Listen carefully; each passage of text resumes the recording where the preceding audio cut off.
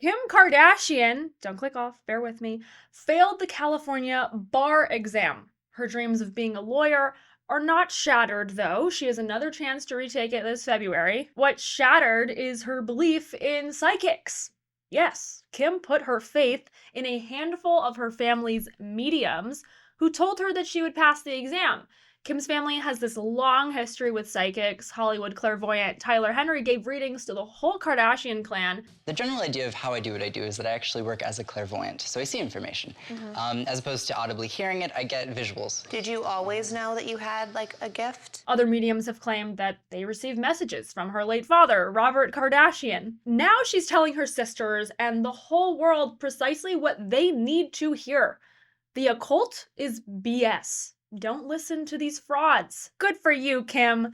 Let's lock in. This clip of Kim Kardashian's glam chair crash out is all over social media right now. I'm just letting you guys know that all of the psychics that we have met with and that we're obsessed with are all full of shit. They all collectively, maybe 4 of them, have told me I was going to pass the bar. So they're all full pathological liars. Don't believe anything they say. Clearly, Kim K is experiencing some displaced frustration, taking her poor score out on people who claim they can see the future rather than reflecting on her own study habits, her extremely busy lifestyle, or her tutors, who I hate to say it, are now 1 for 5 in getting her to pass exams. Tutor doesn't mean anything if you have no self-discipline. Remember, Kim failed the baby bar 3 times before finally passing on her 4th try.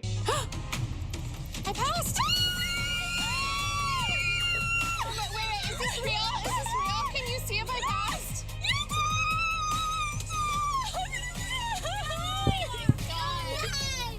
I'm so happy. A little more context on what the baby bar exam is that Kim Kardashian had to take. It's officially called the first-year law students examination, and she had to pass it because she's not attending a traditional accredited law school, which in a way I give her credit for. Instead, a team of tutors has spent 6 years trying to get her to the level of Esquire. For the record, it usually takes 3 years of law school plus 1 summer of bar prep for the typical lawyer. Cheers to studying tequila and torts night. Kim K obviously has a lot going on. She's raising 4 children, she's running multiple brands and even more campaigns, she's dealing with Kanye's crashing out in the background, the father of her kids. She's the star of a reality TV show.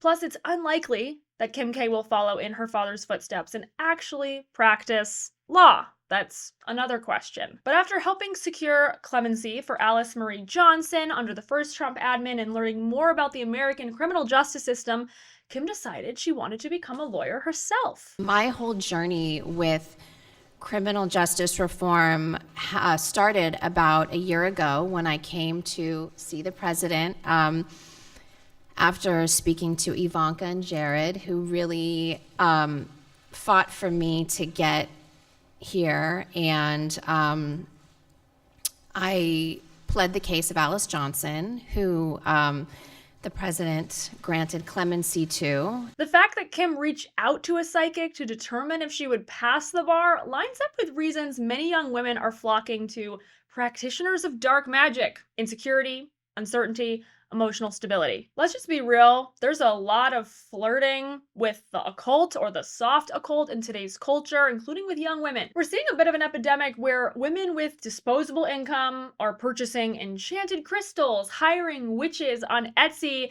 going to psychics. I'm not talking about a silly visit to a psychic that you don't really believe in while you're out on the town with some girlfriends. I'm not talking about the casual tarot reading, although that's also dangerous in a gateway drug kind of way.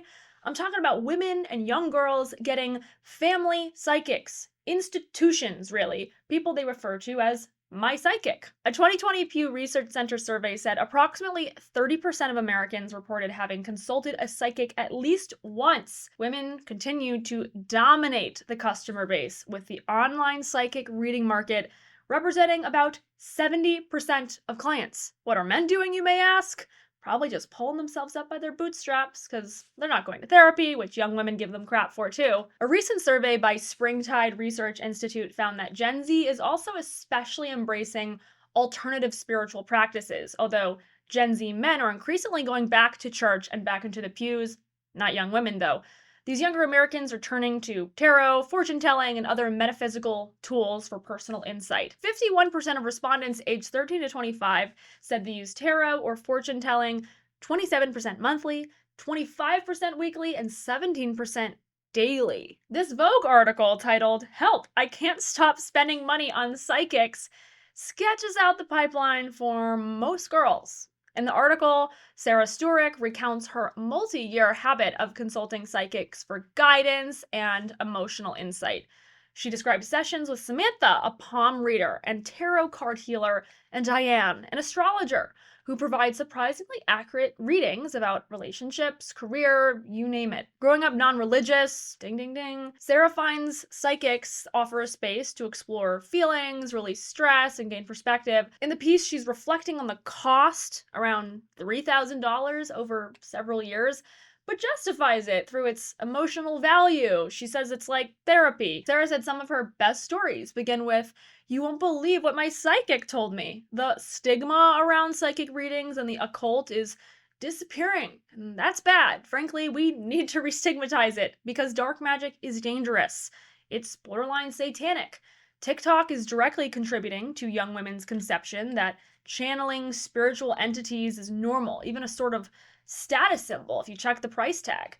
This vintage clothing TikToker with 179,000 followers shares her experience. I just feel like in general, I'm having a little bit of trouble pinpointing the direction that I want to go of like what I should be doing next. I don't know if I should be staying in New York City, if I should be moving to New Jersey, if I should be moving out to Detroit. Like, I'll say first and foremost, and I'm so curious to know kind of what's going on in life, but I'm getting a lot of energy around like move or like location shifting. Literally loved her. She immediately said when we sat down, she was like, "I'm feeling a strong energy of a move." This all reminds me of last summer when an influencer paid a witch she found on Etsy to cast a spell on her wedding day so that it wouldn't rain. Yeah, she hexed her wedding. Whether it was because of the spell or a coincidence, it didn't rain. All of the influencers' naive followers decided, oh, it had to be because of the Etsy witch. And that Etsy witch received such an influx of spell requests that she had to suspend sales. That is blackpilling. I also think about the article that a lot of people on X found after Charlie Kirk's assassination. There were witches who were actively trying to hex him and curse him so that he would be murdered.